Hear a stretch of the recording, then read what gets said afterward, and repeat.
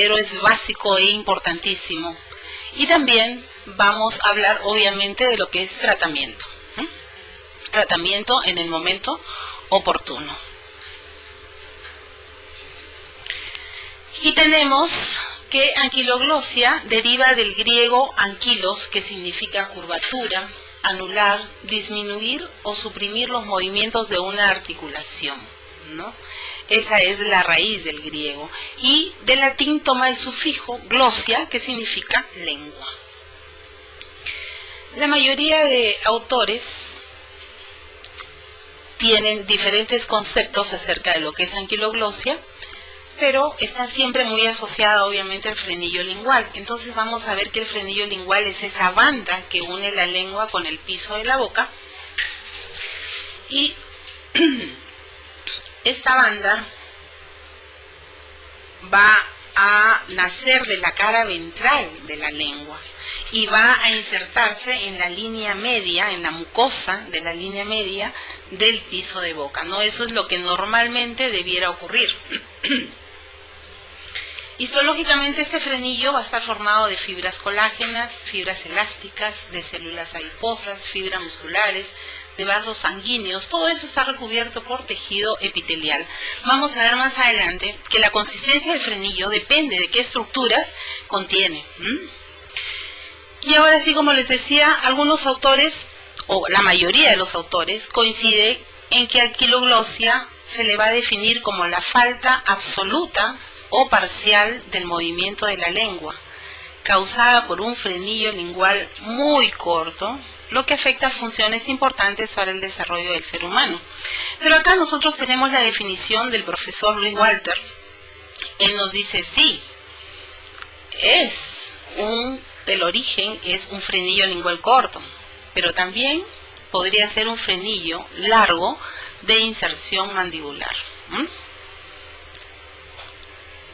Y esto lo explico con este esquema. Nosotros tenemos acá de inserción mandibular. Estamos viendo, imaginemos lengua, imaginemos piso de boca y reborde. Si nosotros dividimos la parte móvil de la lengua en tres, tenemos un sector que es posterior, uno medio y uno anterior, ¿verdad? El frenillo lingual puede estar inserto en este sector, en el sector posterior, y es normal, totalmente normal, pero también podría estar inserto en la parte media de la lengua, considerándolo normal también cuando el tamaño de este frenillo permite realizar toda la dinámica lingual. Pero también podría estar el frenillo inserto en el sector anterior de la lengua. Y si está inserto acá, obviamente que esta lengua va a estar limitada en movimientos. Y está el otro caso, que es el que Walter nos refiere, en donde el frenillo puede tener la inserción superior de la cara ventral de la lengua en la parte media. Sin embargo, miren ustedes, venir todo el piso de boca e insertarse en el reborde anterior. En este caso, obviamente, también están limitados los movimientos linguales. En cuanto a los reportes encontrados en niños menores de 3 años de edad, vamos a ver de que la prevalencia es bastante variable. Veamos, Messner, americano él, en el año 2000, examina a 1041 bebés. De esos 1041 bebés, él encuentra que 50 tenían anquiloglosia. Por lo tanto, estamos hablando de un 4.8%. Elías, en el 2001, en Lima, realiza un examen a 351 bebés y encuentra anquiloglosia en 29, 8.26% de bebés con anquiloglosia. Bayar, americano también, 2002, de 2.763 bebés que examina, encuentra, miren, únicamente un 3.2% de prevalencia. Caizán, en el 2008, de 727 niños, encuentra 150 bebés con anquiloglosia y estamos entonces con un porcentaje de 20.6%. Vilcapoma, en el 2009, en Lima también, de 339 niños, encuentra 56 con anquiloglosia, o sea, un 16.5%. Como vemos, esta alteración es una alteración que es común, es bastante común, es más común de lo que nosotros imaginamos, ¿no? Sin embargo, su prevalencia no es exacta, varía considerablemente, ¿no es cierto? Estamos mirando cómo hay tanta diferencia. Estamos hablando de un 3.2 Bayar, ¿no? Y estamos hablando de Caizán en un 20.6. Entonces, podríamos sugerir entonces que a más conocimiento del observador habrá mayor prevalencia. ¿Podría ser esto?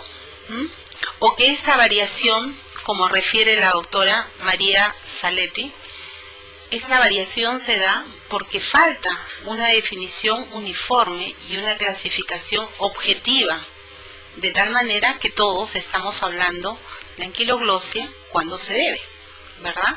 Podría ser ese el caso. Y de ahí que viene esa variabilidad tan grande en cuanto a prevalencia. Sí, acá me están alcanzando una pregunta. Efectivamente, sí, pueden hacer sus preguntas. Hay casos en que la anquiloglosia se resuelve solo. Sí, efectivamente la anquiloglosia podría resolver sola también. Vamos a ver más adelante si tiene sí una cierta relación con la edad, ¿no? Y hay casos en que son resueltos espontáneamente cuando el frenillo, digamos, es un frenillo muy mucoso. Más adelante vamos a ver los tipos de frenillos y muchas veces con la edad sí se resuelve efectivamente. Bueno, continuamos entonces. ¿Qué implican los movimientos linguales? Los movimientos linguales implican succión, implican deglución, el habla, el desarrollo y el crecimiento de los 2 tercios de la cara, ¿no? Y implica también la posición de los dientes. Sabemos de que la succión es la primera manifestación de la actividad fisiológica en el bebé, ¿no es cierto? Y se va a mantener hasta que aparezcan los primeros dientes. El bebé succiona para conseguir una cantidad suficiente de leche. ¿Cómo interviene acá la lengua? ¿Qué es lo que pasa con la lengua? Sabemos nosotros de que lo primero es el reflejo de búsqueda, luego viene el reflejo de apertura, ¿verdad? El bebé busca el pezón, lo encuentra, abre la boca ampliamente y tenemos de que la lengua la va a adelantar y se acanala, envolviendo el pezón, mejor dicho, ¿no? Envuelve el pezón. Los labios se cierran formando un lacre perfecto, ¿no? O sea, acá tenemos la aprensión, luego viene el cierre labial, lacre perfecto, lacre total acá, ¿no es cierto? Y la mandíbula acompaña a la lengua, obviamente acompaña a la lengua y se coloca frente a los senos lactíferos. La parte posterior de la lengua la vamos a ver que se eleva, ¿no? Contra el velo del paladar, funcionando como un mecanismo totalmente oclusivo. Hay un cierre acá, de ahí que se produce el vacío, esa presión negativa, que va a favorecer la aspiración del pezón y de la areola, ¿no es cierto? Cuando la leche ya ha llegado a la cavidad bucal, entonces la lengua va a iniciar los movimientos peristálticos de adelante hacia atrás, ¿verdad? Llevando la leche hacia la región posterior de la boca. De esa manera va a estimular el reflejo de deglución. Pero ¿qué ocurre cuando un niño o cuando un bebé tiene anquiloglosia? ¿Qué va a pasar con esa lactancia del bebé? Obviamente, si no hay un cierre eficaz, si no hay un cierre hermético, porque la lengua no puede ser elevada, como vimos que necesitaba ser elevada para sellar totalmente, porque dijimos se acanala en el pezón, entonces ese cierre va a ser ineficaz. Va a haber una inadecuada transferencia de leche. Es imposible que ese bebé succione o que pueda crear una presión negativa. No habrá tampoco ganancia de peso, ¿verdad? ¿Y qué va a ocurrir con la mami? A la mami le va a dar dolor del pezón, ¿verdad? Y ese dolor del pezón, ¿por qué? Porque ese pezón se va a agrietar. ¿Qué ocurre? El bebé lo que va a hacer, para compensar esa falta de movilidad lingual es simplemente friccionar contra, o sea, los rodetes. Con los rodetes va a friccionar ese pezón. Imaginen ustedes cómo lo va a agrietar y los dolores que la madre pueda sentir. Como consecuencia va a haber un abandono precoz de la alimentación materna, ¿no? Definitivamente esa mamá no va a querer seguir dándole lactar. Y no solamente eso, porque como consecuencia obviamente se van a generar hábitos que van a ser hábitos deleterios. Ese niñito podría ser que se vaya a una respiración bucal, ¿no? Podría ser que ese bebé adquiere el hábito de succión de dedos, tal vez, porque la succión es una necesidad que el bebé tiene, ¿no? ¿En qué otra cosa influye? Dijimos en la deglución. La deglución, al igual que la succión, también necesita el apoyo de la lengua. Nos dice Pinkham, la deglución en un bebé es guiada y controlada por las alteraciones sensoriales de la lengua y de los labios. El habla probablemente sea el proceso más complejo del desarrollo sensitivo motor en la vida de una persona, ¿no? Y el bebé tempranamente empieza o tiene la capacidad, digamos, de emitir los sonidos, ¿no? Sabemos de que un bebé a los 2 meses va a balbucear. Los balbuceos, conforme el bebé va creciendo, va a ser un balbuceo, digamos, más claro, ¿no? Conforme el crecimiento del bebé. A los 8 meses, ese bebé ya empieza con las monosílabas, los famosos ta, ta, ta, ¿no?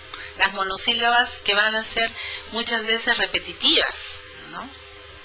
A los 10, 12 meses ya están las bisílabas, ¿no? Ya está en el papá, ya está en el mamá, ¿no? A los 18 meses ese bebé tiene sus palabras frases. Válido como ejemplo el señalar el biberón y decir teta, ¿no? Y ese teta es quiero mi biberón, ¿no? Quiero mi leche. A los 2 años aproximadamente ya está en frases cortas. De ahí sí puede ser ya quiero teta. Para los 3 años dar ya frases largas, ¿verdad? Quiero mi teta con leche, quiero mi teta con agua, ¿no? Entonces, esto para los especialistas, digamos, es a los 3 años todo bebé debe ya saber pronunciar todas las letras, incluyendo la letra R, ¿no? Y todas las otras demás letras. Si le dan 1 o 2 años más aproximadamente, incluso algunos autores hasta 3 años, es decir, hasta los 5 o 6 años de edad, para que pronuncien correctamente la letra R. Pero ¿qué ocurre con un bebé con anquiloglosia? ¿Qué va a pasar con él? Obviamente van a tener dificultad en la pronunciación, sobre todo las letras R, L y N, ¿no? ¿Y por qué esas letras específicamente? Porque esas letras necesitan que la punta de la lengua sea elevada para ser pronunciadas. Obviamente van a haber dificultades en la pronunciación.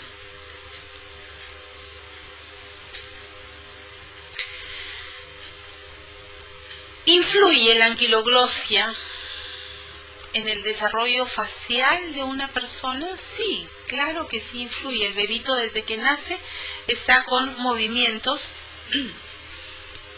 variados y constantes, ¿no es cierto? Siempre está moviendo la lengua, constantemente la introduce, la saca y confiere continuos y variadísimos movimientos. Esta actividad de la lengua, ¿qué va a representar para el desarrollo de la cara? Obviamente que representa un estímulo.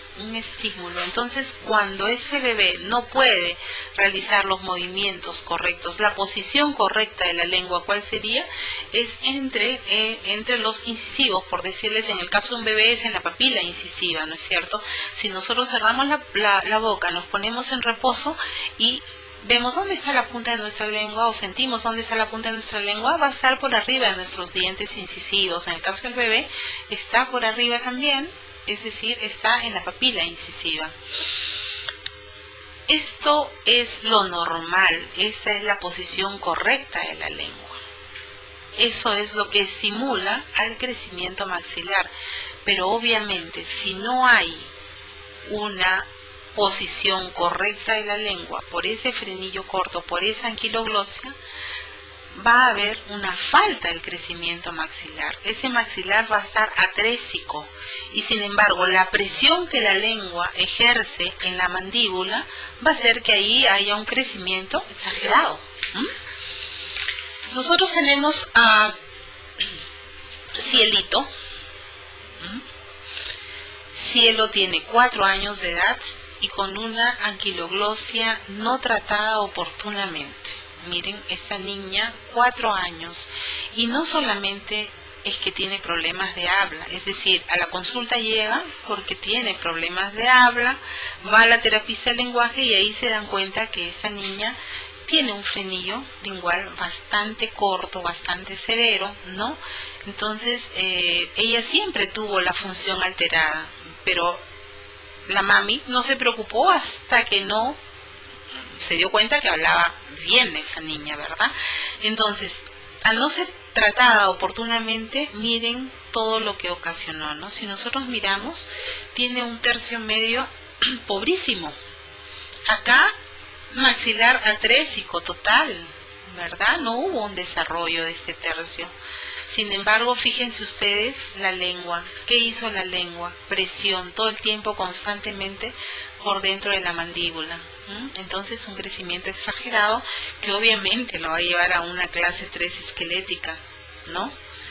Y esto se está evidenciando, ya se evidencia en un comienzo, miren, con una mordida invertida. Pero la malposición del frenillo o la anquiloglosia no solamente altera, digamos, el desarrollo facial, también la posición de las piezas dentarias, ¿no? Y vemos nosotros que un frenillo inserto en el reborde, y esto es lo que Walter, me encanta la definición de Walter, la misma definición también parecida a la del doctor Elías, el frenillo largo de inserción mandibular, no solamente refiere el frenillo corto, sino frenillo largo de inserción mandibular.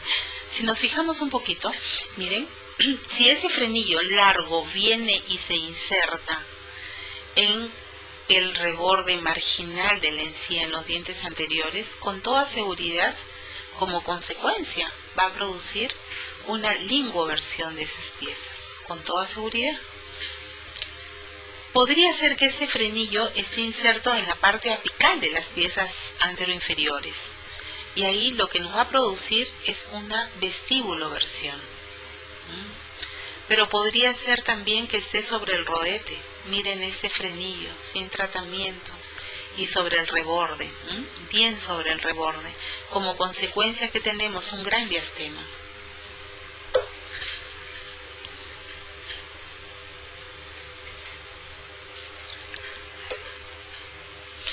Muy bien, ahora vamos a ver lo que es diagnóstico, qué criterios vamos a utilizar para el diagnóstico. Vamos a evaluarlo en 3 aspectos.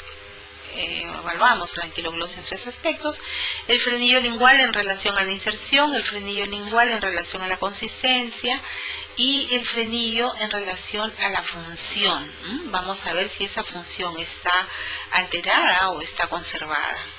En relación a la inserción, en un comienzo habíamos dicho, con el esquema que les mostré, era la inserción anterior, podía ser media también, podía ser posterior o podía estar en el reborde anterior, ¿no? Entonces acá tenemos ya uno de los aspectos que nos va a servir para nosotros realizar un buen diagnóstico. Dijimos que tanto el posterior como el medio se consideraban normales, no así el anterior, y ni el frenillo inserto en el reborde anterior, porque iba a limitar los movimientos linguales, ¿verdad? Puede ser también un medio muy corto que también me va a limitar los movimientos linguales.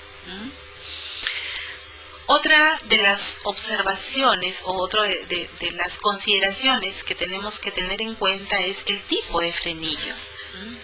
Schaffer nos habla de la anquiloglosia completa y la anquiloglosia incompleta, y él refiere a la anquiloglosia completa cuando es una anquiloglosia que limita totalmente los movimientos de la lengua, mientras que en la incompleta él se refiere a que algo de movilidad vas a tener, ¿no? En este caso nosotros estamos viendo que según su consistencia el frenillo puede ser frenillo mucoso o puede ser fibroso. Nosotros dijimos que las estructuras que intervenían en la formación de este frenillo, ¿no?, que constituían este frenillo, iban a darnos la consistencia. Acá vemos un típico frenillo mucoso. Si ustedes observan bien, miren, ese triangulito es casi transparente, es muy delgadito, es con pocas fibras, obviamente, pocas células, sin embargo, sí en abundante sustancia intercelular, no presenta resistencia, ¿verdad? Es suave, puede deformarse ante una presión externa, sí, con toda seguridad que sí. Y generalmente, este es el tipo de frenillos que se presentan en los bebés. Además, está poco vascularizado y poco inervado. Es muy delgadito. Sin embargo, miren, tenemos acá un frenillo potente, grueso, muchas fibras, bien vascularizado, ¿no? Es todo un cordón bien vascularizado, bien inervado. Esta es una foto que está en la web, ¿no? Es un frenillo fibroso, muy exagerado, ¿no? Muy importante, digamos. Y sí, es fácilmente reconocible un frenillo, es fácil de distinguir un frenillo fibroso de un frenillo mucoso, ¿verdad? Acá tenemos el mucoso y, como les repito, estos son los tipos de frenillos que generalmente se ven en los bebés. Dijimos que otra de las consideraciones era la función, saber si la función está conservada o está alterada. En el año 2006, en el segundo encuentro peruano de odontología para bebés, se concerta de que debía realizarse una anamnesis y un examen clínico con estos criterios que vamos a mencionar a continuación, para poder realizar o para poder diagnosticar si la función está alterada o está conservada. Nos dice: déficit de succión, ya sea con lactancia materna, con lactancia mixta o con lactancia artificial, ¿no? Durante la lactancia hay fatiga, irritación, llanto del bebé. Ese bebé derrama la leche por las comisuras, suelta y coge el pecho muchas veces durante las tomas. Hay temblores mandibulares, ¿no? ¿Por qué los temblores mandibulares? Como les dije, ellos friccionan, tratan de compensar esa falta de movilidad lingual con la fricción de los rodetes gingivales en el pezón, ¿no? Entonces esa presión que hace, ese esfuerzo muscular que hacen, después produce temblores mandibulares. Hay problemas de deglución por impermeabilidad de la vía aérea, ¿no? Se atoran, hay mucha tos. Y a la hora que van a hacer la aprehensión, ponen los labios como si fueran de pescado. Al examen clínico, nosotros debemos observar la inserción del frenillo y con los dedos meñiques hacer la palpación de la consistencia del frenillo para poder determinar si es mucoso o si es fibroso. Además, debemos observar también si hay una depresión. Acá estamos con los dedos meñiques, ¿no?, palpando. En este caso es un frenillo mucoso. Debemos observar también la punta de la lengua, si se forma la depresión, miren, bien marcadita, ¿no es cierto?, en forma de un corazón. Nos da la impresión de ser una lengua totalmente bífida. Y además también vamos a ver una joroba. Fíjense, cuando el bebé saca la lengua, acá atrás observamos una jorobita, ¿no es cierto?, depresión acá en el sector anterior y joroba en la parte posterior. Nosotros sugerimos, ¿no?, que este tipo o que los problemas de anquiloglosia, sobre todo considerando la función, si es que está alterada, debe ser realizado cuanto antes el tratamiento, es decir, debe hacerse el tratamiento tempranamente, ¿no? Y para eso vamos a ver nosotros una técnica bastante simple, digamos, ¿no?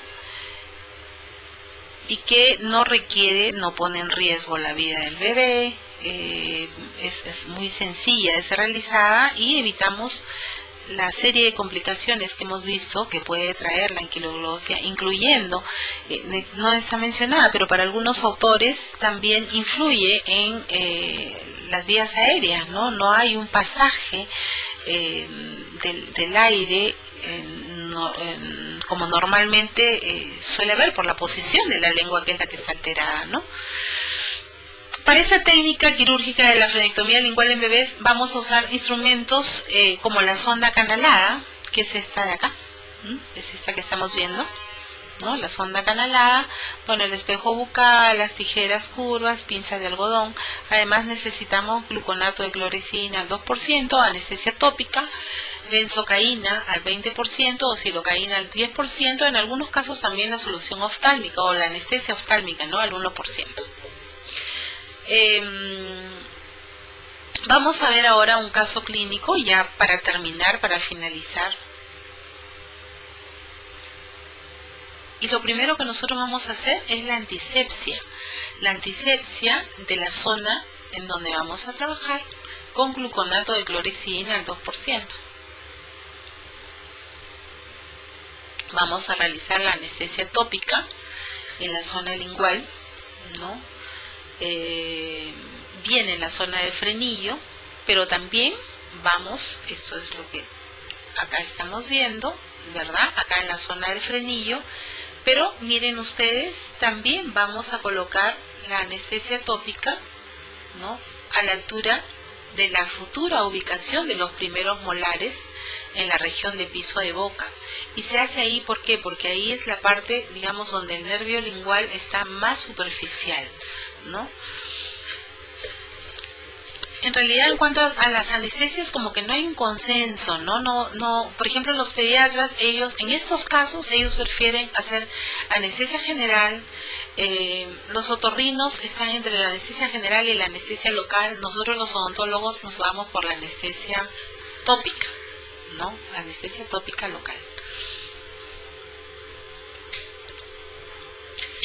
Entonces, una vez que hemos colocado el antiséptico, luego la anestesia, esperamos unos 2-3 minutos que tome bien la anestesia. Siempre tenemos cuidado de trabajar siempre con gasita en la boca, de manera de que la anestesia no sea deglutida, ¿no? Por el bebé. Luego levantamos la lengua con la sonda acanalada y con la muesca de la misma vamos a sostener el frenillo. Esto tenemos que tratar de que haya el mayor contacto posible de la muesca de la sonda acanalada con la cara ventral de la lengua. ¿Por qué? De esta manera nosotros podemos tensionar más el frenillo y menos riesgo de que podamos de tener algún accidente o lesionar alguna estructura, ¿no? Se procede al corte con las tijeras de tejido, con tijeras curvas. Y acá sí tenemos que considerar dos cosas. La tijera en el sector anterior tiene que estar bien elevada, digamos. ¿Para qué? Para evitar tocar a las carúnculas sublinguales, ¿no? Que son los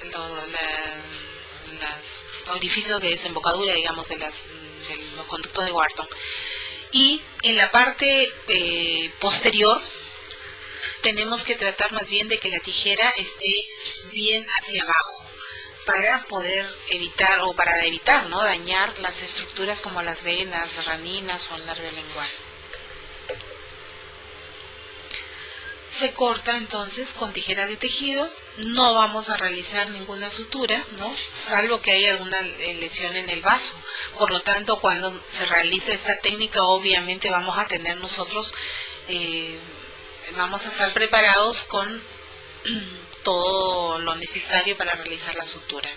Y acá nosotros lo que vamos a observar es, miren, una vez que se ha realizado el corte, observamos el rombo. El rombo que me dice que se desprendió esa mucosa.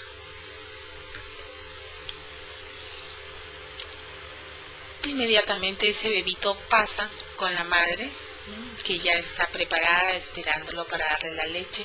Esto nos da a nosotros la seguridad de que va a haber una coagulación rápida, nos da la seguridad además de que no va a infectarse. Y es así como el bebé regresa a la semana. Miren ustedes, con una cicatriz que es un rombito. Obviamente se le dan las indicaciones a la madre. Ese día tiene que ser la lactancia, digamos, con mucha frecuencia, aunque sea poca, pero sí se le sugiere, se le aconseja de que sea en cada momento, ¿verdad? De manera de que el bebito esté con mucho movimiento en la lengua ese día. Ahora, cuesta un poquito también, en un comienzo, apenas se hace el corte y se le pasa a la madre, a veces como que cuesta un poquito de que el bebé coja enseguida el pecho, pero eso por la anestesia que se le ha puesto en la boca, ¿no? Y porque además el bebé está ya con la lengua suelta, ¿verdad? Ya no está atadita, ya sus movimientos linguales ahora van a ser diferentes, él se siente extraño. Entonces por ahí como que tarda a veces entre 3 a 5 minutitos para coger el pezón. Otros bebés no, ¿no? Obviamente la condición para poder realizar esta técnica tiene que ser de que el bebé esté con hambre. Entonces, como les decía, acá la cicatriz mínima. Esto está ocurriendo la semana después. En ese lapso, entonces, el día de la frenectomía, la mamá dio la leche con mucha frecuencia, se le da las indicaciones de higiene, va a seguir con la higiene como siempre, como todos los días, la higiene a un bebé, ¿no es cierto? Y lo que sí se le pide es que por favor no toquen para nada la heridita, para no tener complicaciones, ¿no? Elías, en su libro Odontología para el Bebé, el libro editado ahora en el 2012 por Ripano, nos dice: la frenectomía es incruenta y se evidencia en el momento del corte, ya que el bebé no cambia ni la intensidad ni la forma de su llanto, y porque además se produce un escaso o nulo sangrado. Si el procedimiento es realizado adecuadamente, el corte estará lejos de estructuras anatómicas importantes y que nos preocupan, como el nervio lingual, la arteria y las venas raninas, ¿no? Totalmente de acuerdo. Yo soy odontóloga de hospital. Bueno, también tengo la práctica privada y también estoy en la universidad, ¿no? Pero en el hospital se ven constantemente este tipo de intervenciones, ¿no? Y es cierto lo que el doctor ha observado y lo dice, ¿no? El bebé no cambia ni la intensidad ni la forma de su llanto. Eso nos da la pauta de que efectivamente la frenectomía realizada a temprana edad es totalmente cruenta. Concluyendo, la anquiloglosia es una alteración que se presenta en un número importante a ser considerado de niños, ¿no? El diagnóstico inicial debe ser realizado por neonatólogo, odontopediatra y odontólogo general. Y acá un poco venía lo que yo les comentaba de la responsabilidad diagnóstica. En las conclusiones se ha puesto primero, ¿no?, el neonatólogo, después el odontopediatra y después el odontólogo general. Y están en ese orden simplemente porque el neonatólogo es el que primero va a tener contacto con ese bebé. Por lo tanto, el que primero debe diagnosticar es él, ¿no? Pero somos nosotros los que estamos llamados a hacer notar esto, ¿no? Que es una alteración que va a producir muchas consecuencias negativas y que por lo tanto todos los servicios de neonatología o todos los neonatólogos debieran saber diagnosticarlo para poder derivar, ¿no es cierto? Y bueno, en el caso los odontopediatras, ¿no?, y el odontólogo general también, porque es importante realizar el diagnóstico precoz y poder derivarlo, ¿no?, a quien sí trabaje con bebitos. La intervención, de ser necesaria, debe realizarse en los primeros meses, evitando las consecuencias, sobre todo la succión, ¿no? Si hay problemas de succión, definitivamente hay que hacer. Por eso, siempre considerando la función en el momento de poder hacer el diagnóstico. Podría ser un frenillo corto, sin embargo el bebé ha superado y succiona perfectamente. Entonces no hay ninguno de los signos que hemos referido. La mamá se siente bien en la hora de lactar, no tiene ningún problema, no hay dolores, nada, el bebé succiona correctamente, hay una succión eficaz, entonces ahí no tendría sentido realizar la frenectomía, ¿no? Pero si hay alguna, si hay problemas de succión, sí, definitivamente hay que hacerlo. La técnica quirúrgica que hemos descrito es sencilla, segura, es la técnica que utiliza el doctor Luis Walter, y además es una técnica que no requiere anestesia infiltrativa ni sutura, ¿no? Entonces se dan todas las facilidades para poder realizar esta técnica.